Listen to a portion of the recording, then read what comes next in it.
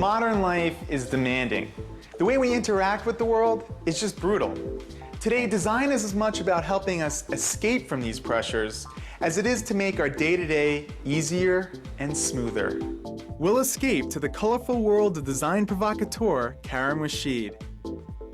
Then, relax your mind and let your conscience be free with design firm Richardson Sadecki. Today in iDesign, the great escape.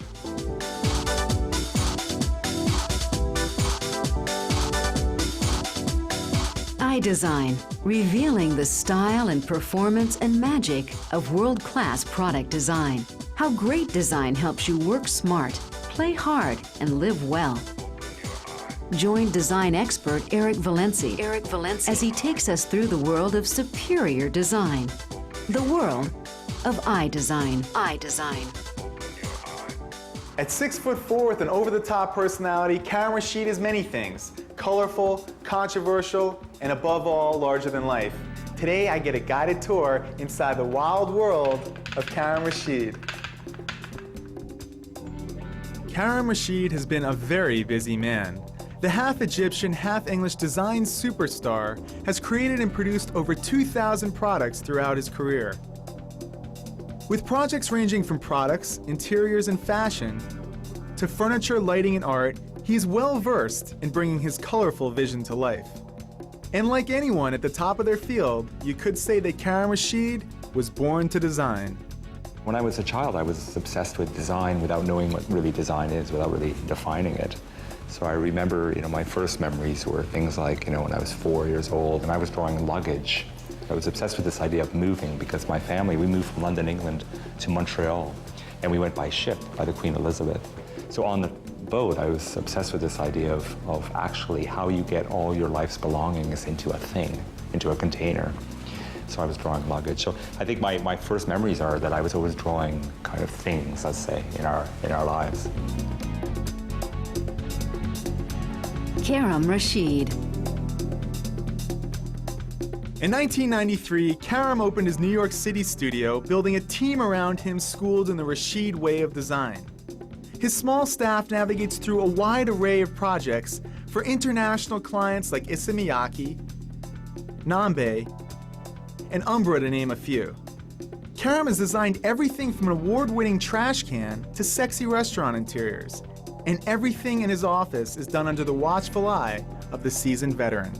I work on a very broad range of things. I'm a big believer that the built environment is all one, that there's no real difference between a watch or a cosmetic bottle or a floor of a building or a piece of architecture. That this is something that's all about the human experience in a way.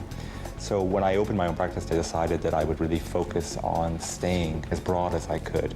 And in regards to that, I'm doing very diverse projects and pretty well all over the world. Karim is a designer truly dedicated to the design lifestyle. His Manhattan apartment is filled with his own designs, literally wall-to-wall Karim Rashid.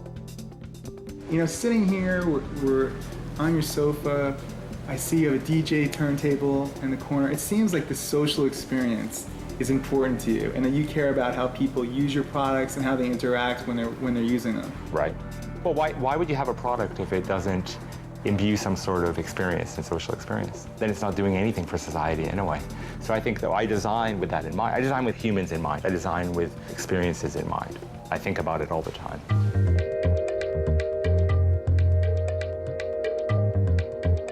In order to create these experiences, Karim is designing more interior spaces. One project is the noodle shop Nooch.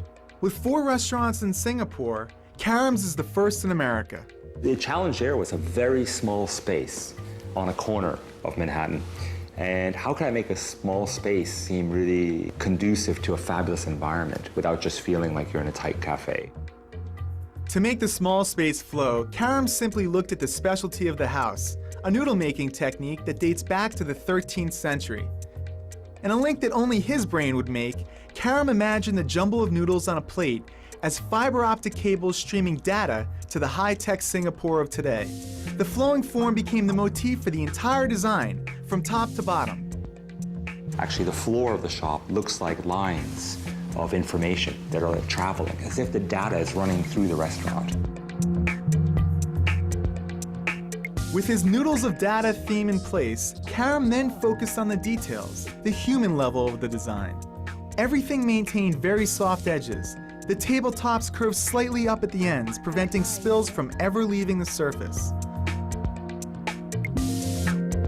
The seats are cushioned by a fluorescent green gel that's normally used in the medical field. Even the sound system and lighting create soft edges that melt into each other. Nothing escaped Karim's reach, not the cutlery, the glasses, or even the menus. One of the greatest rewards as a designer is to design something that people really, really want, that really love, that's really sacred to them, that brings something to their lives. Recently, I just finished a hotel that I designed in Athens, and I got to the hotel and I checked in and I finally saw it built.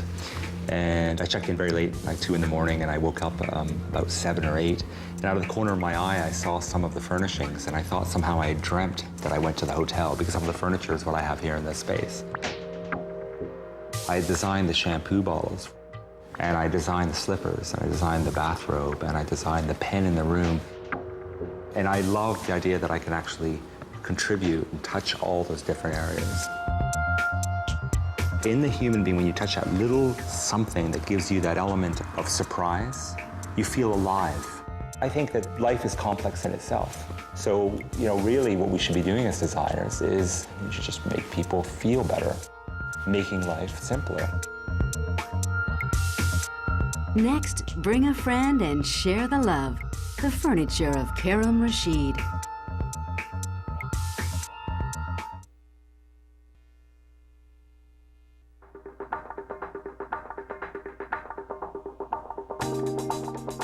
One of the strongest things I see is the color and pattern in your work. Can you tell me a little bit about that? Yeah, I love color. I use it a lot in all my work. And it's funny, really, and ironic that when I was in university and studying, I used to use a really neutral palette for everything. I basically used black, white, and gray for everything. I was afraid of using color. And my father's a painter, large format abstract painter. And he would use so much color in his painting. And I started to all of a sudden find myself using a lot of color and almost being influenced by his work over the years. People are afraid of color. And I'm not sure why. I mean, it can really touch your moods and touch you emotionally. It's a beautiful thing. Color's But you're still dressing all white. Yeah, I know. I wear a lot of white. Well, I wear white for other reasons, really. I wear white to feel a bit liberated and free. Yeah. And during the millennium, 2000, I got rid of all my black clothing completely. Started my wardrobe from scratch with one white pair of jeans and one white shirt. Deciding to wear all white all the time was a bold move for someone whose work is full of color. But an equally bold move was to design a huge sofa and name it Orgy. I designed a piece of furniture called Orgy, which I'm sitting on. And it's a very simple idea to make a day bed, a bed for a friend that stays over for an evening or a couple of evenings. So there's a small ottoman that fits into the bed, into the couch, and when you bring it in, you snap it from underneath, and it becomes a bed for really 2 people. And I called it Orgy because my original intention was when I made a couch was that people would actually face each other to have conversation instead of watching television. And in other words, the orgiastic part of it would be that it's human interaction. The real word orgy is human interaction. It's not sexual, so. But, if it can be sexual, like any piece of furniture can be, so.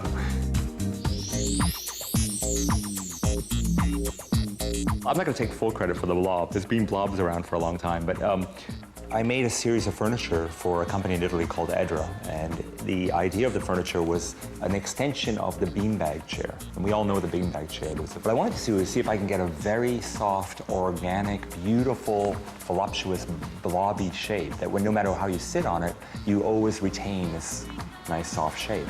So I used some spandex materials, some new materials, which are really nice for scuba diving materials. And we cut patterns in the fabric, so they're quite complex. So they always take on the shape of the beads inside. And the beads are nice because they're recyclable polypropylene beads. And then I decided to expose it all a little bit by making some transparent windows. And those are done in a vibrant kind of fluorescent. And they take on all the lines of all the sewing of the pieces themselves.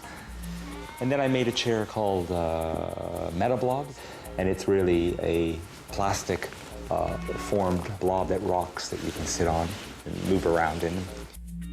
I've made a list of blobs. It goes on and on. Coming up, Karim gets a chance to design something even he hadn't done before.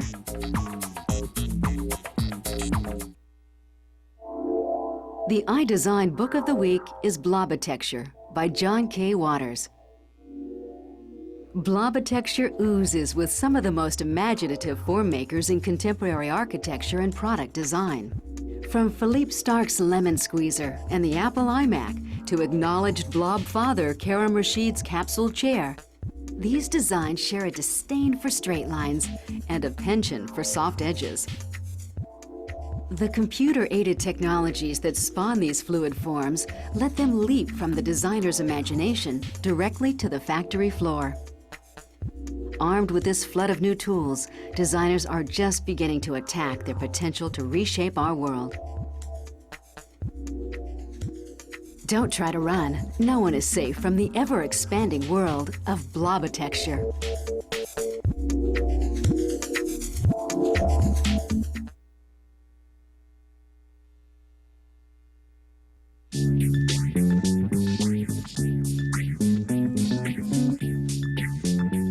Karim switched gears by designing his first line of shoes for Italian company Fissura.